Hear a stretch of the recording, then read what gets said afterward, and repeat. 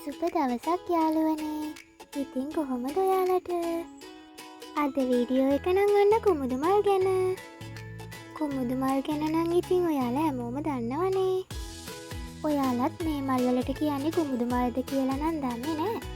ඒ වුණාට අපි නම් මෙයාලට කියන්නේ කුමුදු මල් කියලා. ඕලු නෙළුම් මානෙල් වගේම මෙයාලත් හැදෙන්නේ ඉතින් වතුරේ තමයි. මේ මල් වර්ගෙත් ඉතින් වතුරෙන් උඩට ආපු නටුවක තමයි හැදෙන්නේ. මේ මලෙත් මැද කහපාට රේණු තියෙනවා. කිරි පාට සුදු හරිම සියුම් පෙති තියෙන මල් වර්ගයක්. කොච්චර සියුම්ද කියනවා නම් ඉතින් පුංචිම පුංචි වැස්සක් ඇති මෙයාලා ඩවුන්. තව දෙයක්. අපි හැමෝම අහලා තියෙන්නේ කුමුදු මල් කියන්නේ රැට පිපෙන මල් జాතියක් කියලානේ. හැබැයි මම දැකලා තියෙන විදිහට නම් මෙයාලා පිපෙන්නේ උදේට.